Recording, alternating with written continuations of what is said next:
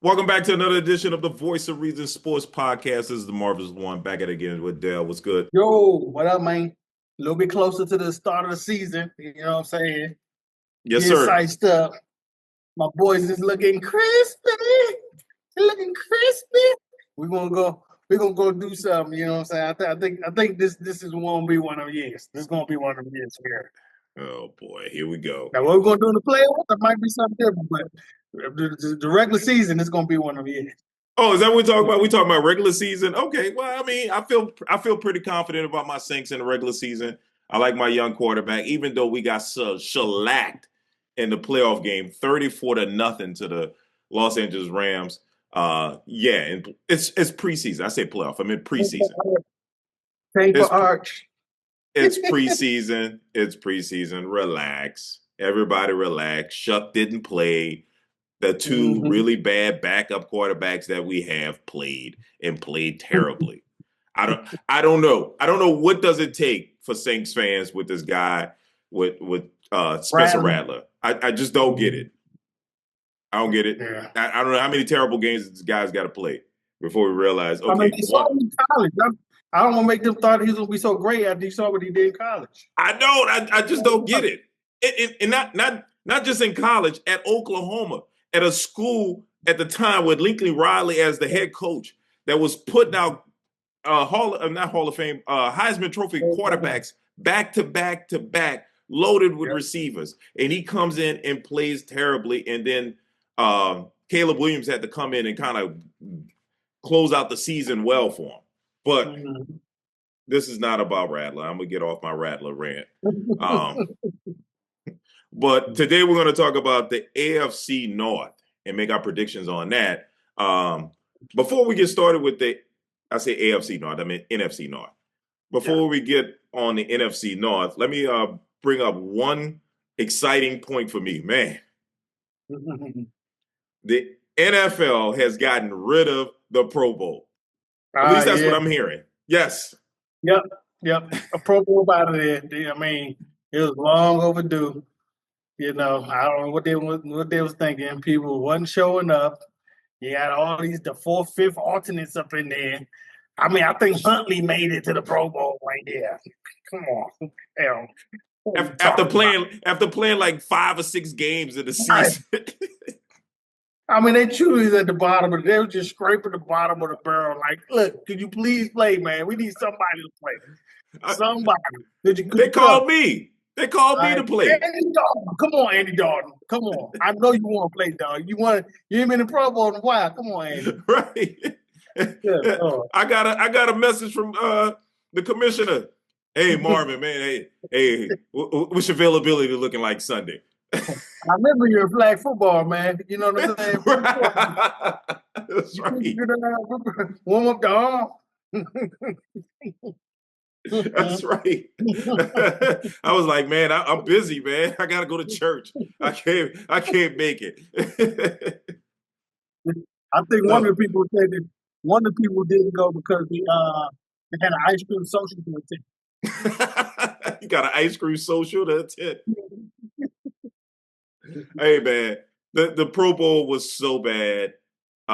It was time for it to go, man. And like you say, long overdue. I'm glad it's over with. Now we just got to get the NBA to get rid of that in-season tournament and the play-in game, and I think my life will be back to normal. Right. You know, yeah. None of that stuff I watch. None of that stuff I care about. Get rid of it. Pro Bowl. I mean, even back in the 80s and 90s when it was a little bit watchable, I still didn't care. You know, I just like to see the stars show up. I wanted to see Barry Sanders, you know, on the same field with Emmitt Smith and the same backfield with Emmitt Smith. That was the most exciting part about it, was just seeing the stars all together. But now we're not getting the stars. We're getting Huntley, like you said.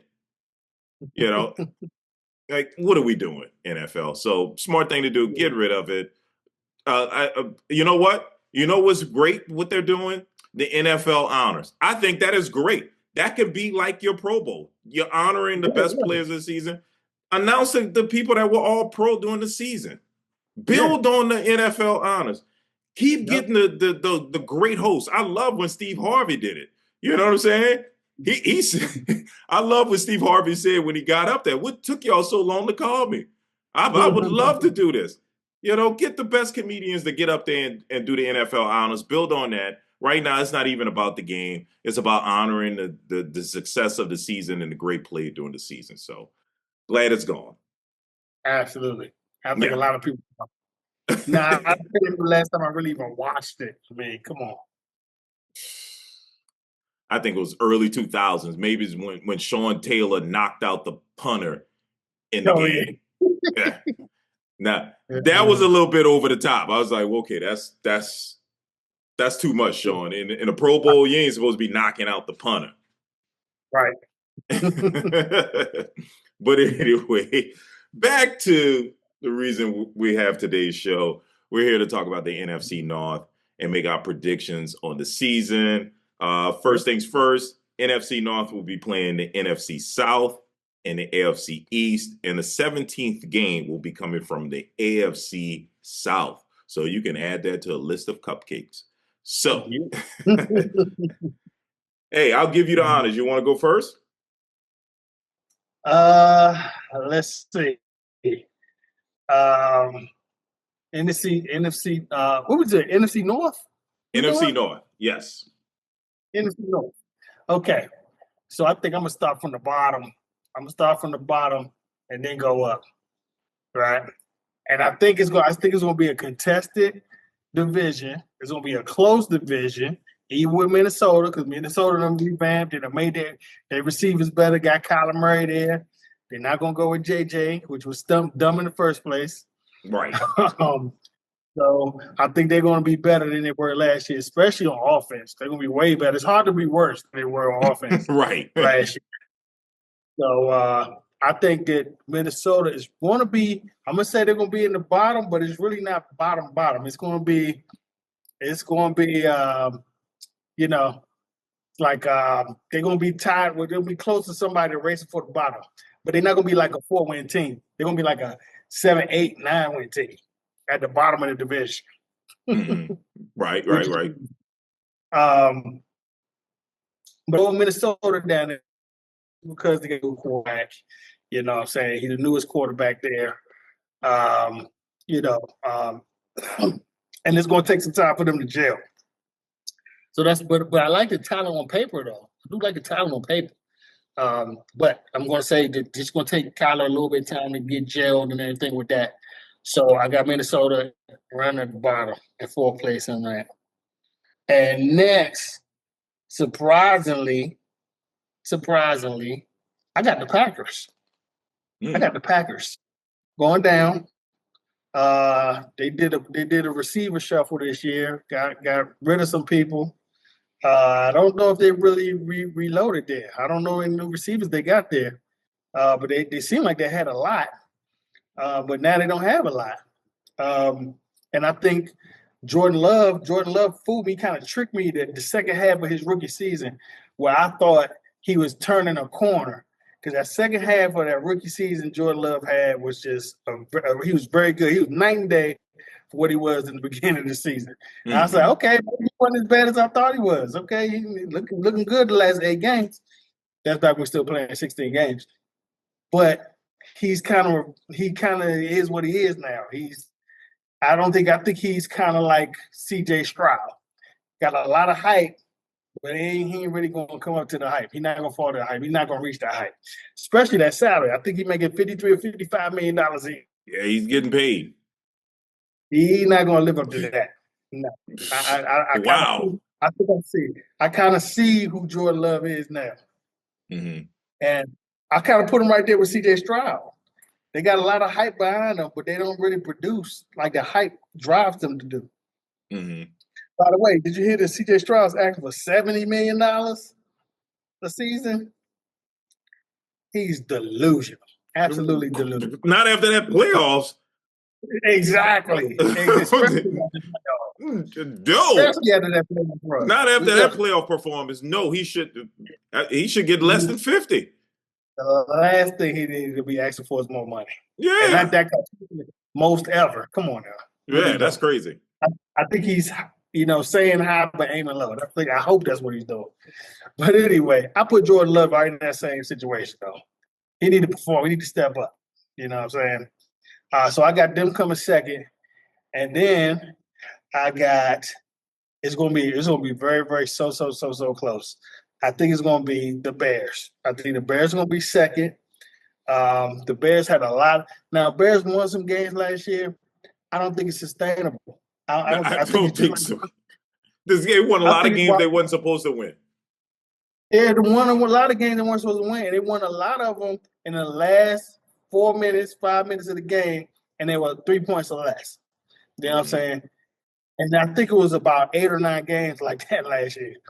You can't. That's unsustainable. Absolutely unsustainable. No. Washington would do the same thing first year when they won all them close games they were supposed to win and be in, and they ended up winning 12 games, and there were like 6 or 7 of them, or 8 of them were all close, last minute. Probably should have won games. You saw what happened the following year after that. I think that the Bears going to have a little bit of regression, just a little bit of regression in there. But they're going to be right there neck and neck with the Lions. It's going to be one A and one B. So I think they're going to get squeaked out by the Lions, just barely squeaked out by the Lions. The Lions are going to win that division, but it's going to be a close division. I think from the top to the bottom, it might only be a 3-4 game difference. It might only be a 3-game difference. Like the top team will win 11, the bottom team will win 8. It's a really tough division. It is. So yeah, I got the Lions winning that division. Barely though. It's a squeaker. It's a barely a squeaker. But I got the Lions winning that division. Okay. All right. Well, I'll start from the bottom too. I think it's clear it's going to be the Vikings. Even though it's an improvement. Well, I can't say it's going to be an improvement from last season because they actually played well towards the end of last season. I think they won 5 straight games towards the end of last season and actually finished ahead of the Lions at the end of last season. It ended 9-8. But I don't know. I like the Vikings. I like the coaching staff. But it's just too much to overcome. And I think Kyler Murray has been figured out.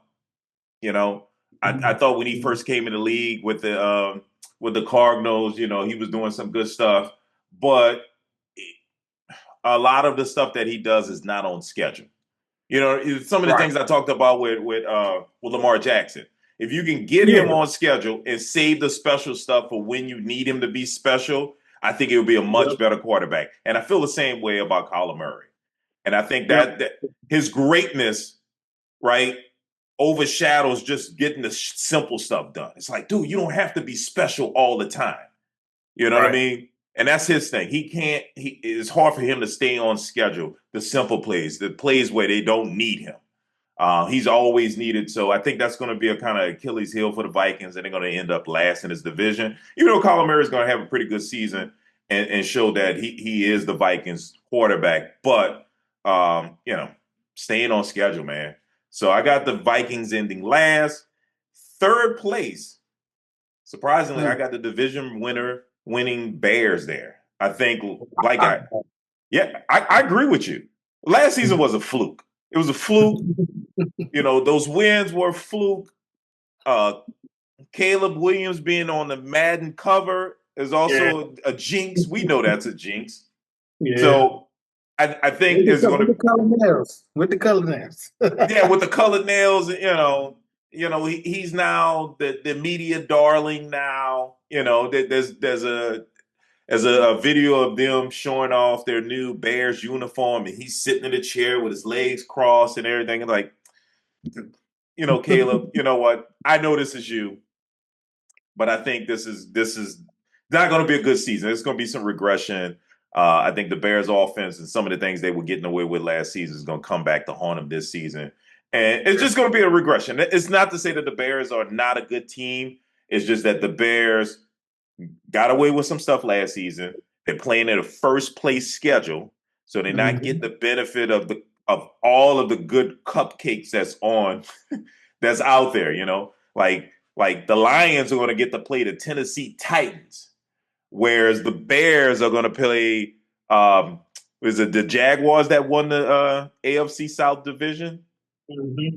You get Yep. what I'm saying? So that's a Yeah. big difference, you know. Yeah. You playing division So winner. right, you get to play the division winner. So that's not good for them. In fact, let's find out who won that division. Yes, the Jaguars won the division at 13-4. You get to play the Jaguars, where the Lions get to play the 3-14 Tennessee Titans. Yep. Big Yep. difference.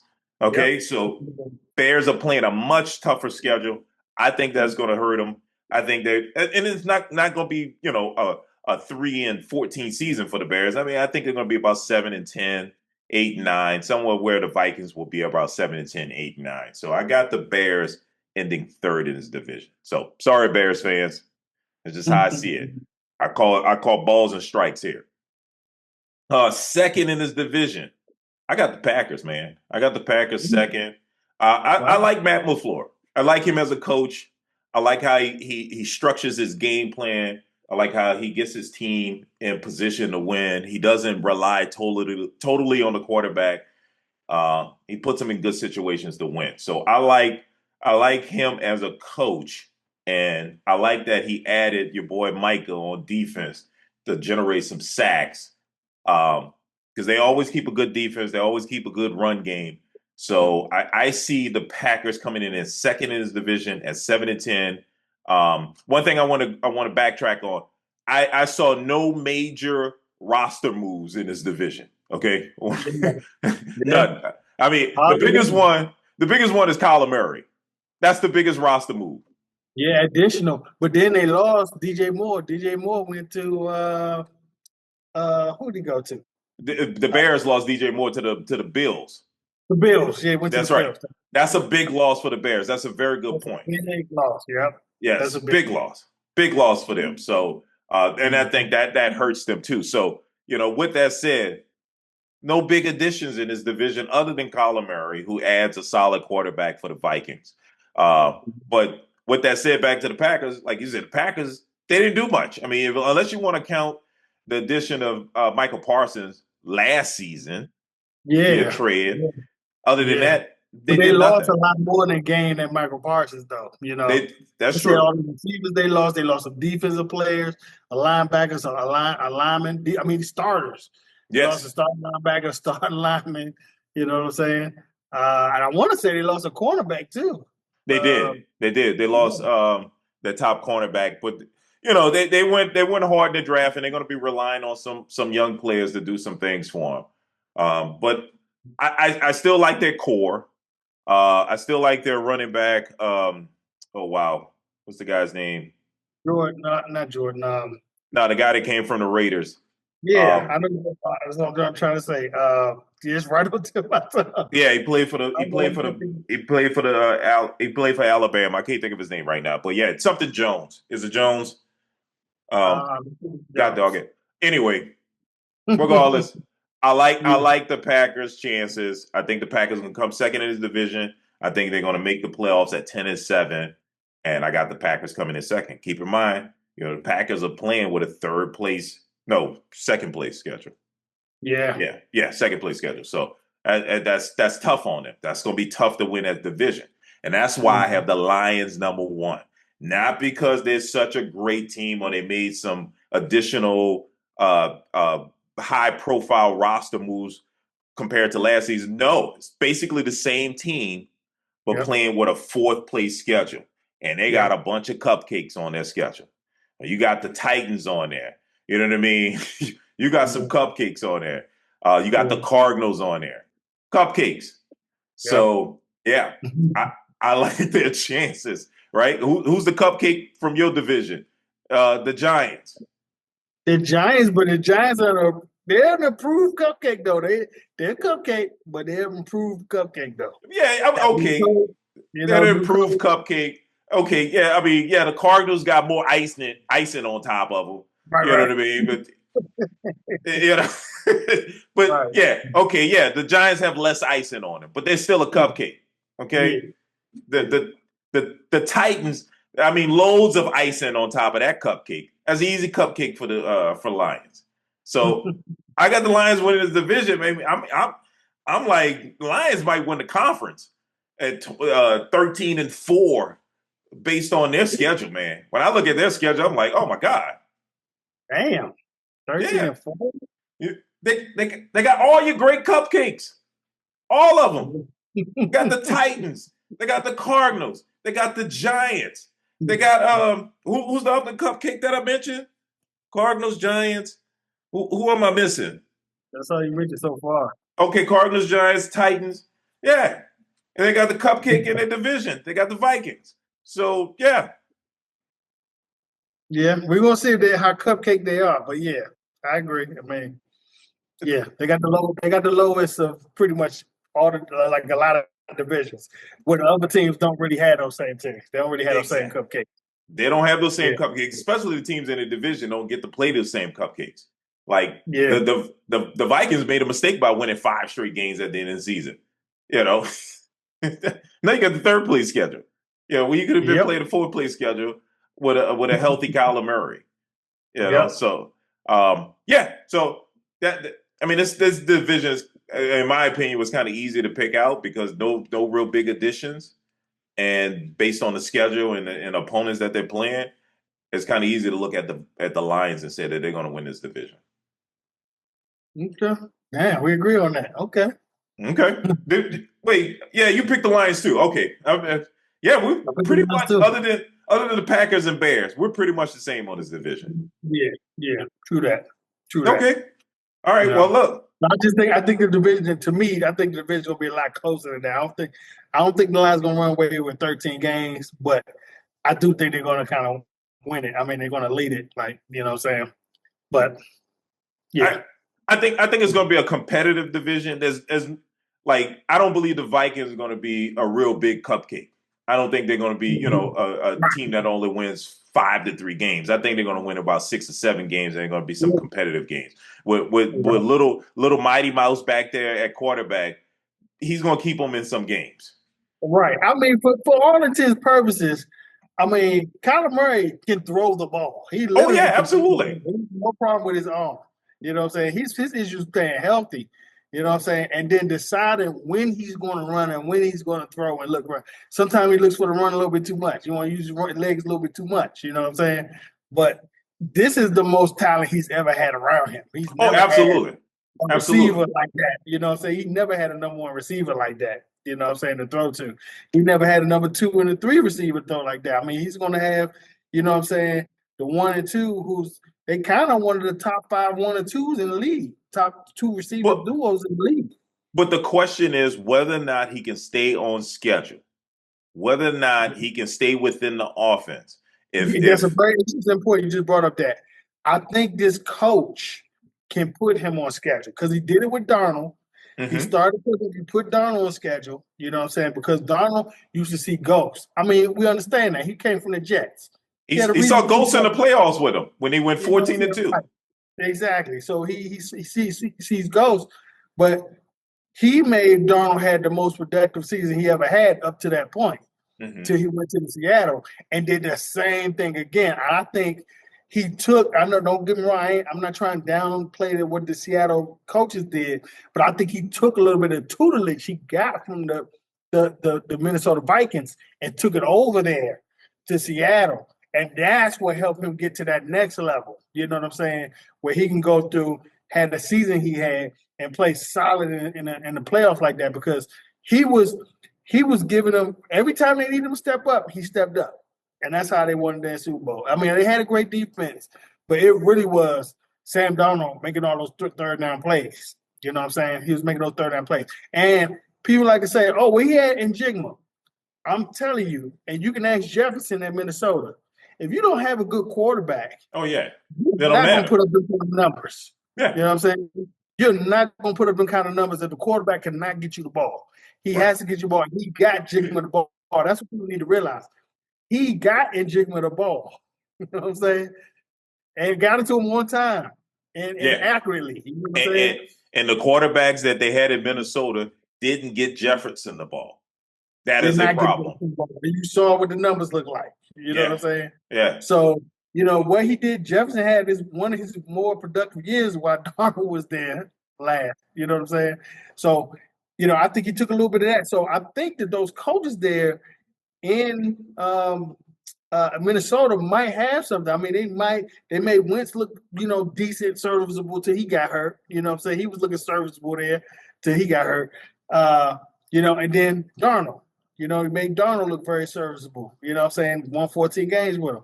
So they might be able to, we're going to see with Kyler, but they might be able to do the same thing with Kyler Murray. Kind of like, hone in where his skill set in and teach him when he needs to run, as opposed to you need to get this ball out and get it out here when you're supposed to get it out. Well, don't sleep on the Vikings defense. They got one of the best defensive coordinators in the game. And the Vikings defense is going to serve up some blitzes for you and play some good defense. So like I said, the Vikings fans don't take this as a slight towards the Vikings. I'm not saying they're going to be a total cupcake. I just think this is a reorg of your team with Kyler Murray at quarterback, trying to keep him on schedule, and playing in a tough division means that you're going to be at the bottom because of that. And I think the Lions are going to win the division because they got a cupcake schedule, because they got a 4th-place schedule. That's why I have them win. So it's going to be a competitive division, just like it was. I mean, think about it. The Lions were in 4th place at 9-8. Yeah. that would have won my division. Right. Yeah. So. Yeah, I think we'll be the same type of year this year, though. It's going to be very competitive. Competitive the same way. The bottom team will still have like 8 or 9 wins. Yeah. I agree. So yeah. Okay. Well, let's go wrap this thing up.